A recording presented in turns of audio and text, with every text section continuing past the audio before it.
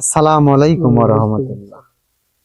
তো একটা মুসলমানের সর্বপ্রথম ঈমান আনার পর তার হলে আকীদা, হাদিস কোরআনের জ্ঞান অর্জন করা লাগবে। আকীদা সম্বন্ধে জ্ঞান অর্জন করতে হবে।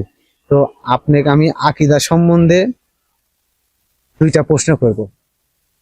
আপনারা তো হানাফি মাযহাব অনুসরণ করেন, তাই না? তো আপনি প্রথম প্রশ্ন করতেছিলেন যে আল্লাহ সুবহানাহু ওয়া তাআলা কোথায় থাকে?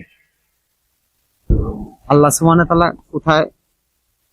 আল্লাহ সুবহানাহু ওয়া তাআলা কোথায় থাকে? আল্লাহ সুবহানাহু ওয়া তাআলা যেটি জায়গা সেটি থাকে, তার সাথে কোন কোথায় জায়গায় থাকে? থাকে? আপনার বিশ্বাস কোনখানে থাকে?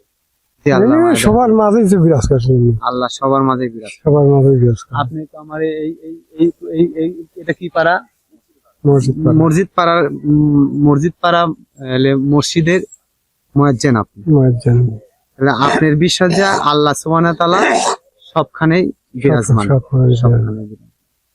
আবার কিছু মানুষ করছে যে আল্লাহ সুবহানাহু ওয়া তাআলা মুমিনের কলবে থাকে, তাই না? কিছু মানুষ কিন্তু করছে, তাই না?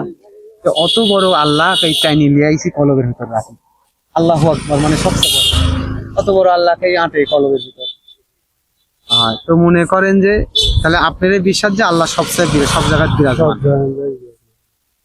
কিন্তু আমরা যেটা বিশ্বাস করি, আমরা ধরেন আমরা হানাফি, কোনটা আমি পাক্কা হানাফি।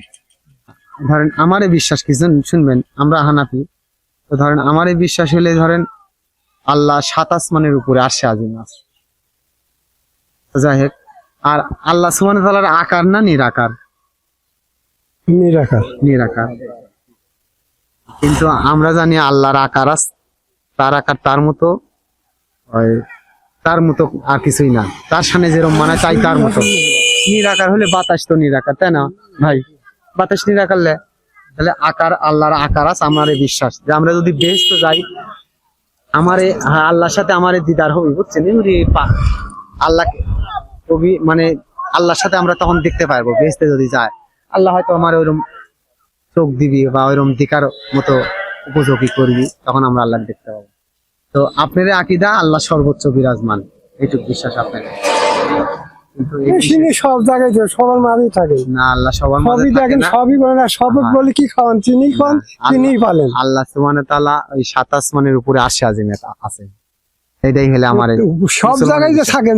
না না না না না, আল্লাহর জ্ঞান সর্বোচ্চ বিরাজমান। কি করতেছি আল্লাহ এটি কি করতেছি তাও দেখেন। আমারে কাকা কই আল্লাহ সুবহানাহু ওয়া তাআলা কই থাকে? মানুষের মাঝে, সব মানুষের মাঝে আছে। না হলে মানুষ থাকতে কি হবে? মানুষের ভিতর দেখছেন।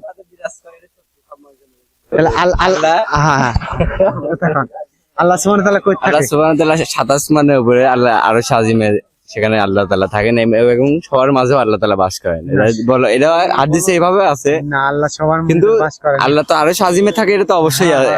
এটা তো সর্বোচ্চ বিরাজমান, সবার মাঝে বিরাজমান। এটাই হলে সহি আকীদা যে আল্লাহ সুবহানাহু ওয়া তাআলা আরশে আজিমে থাকেন, কিন্তু আল্লাহর জ্ঞান সর্বোচ্চ বিরাজমান। আল্লাহ সবকিছু শুনে, সবকিছু দেখে, তার মতো করে তাই আসমানের আরশে আজিমে থাকে।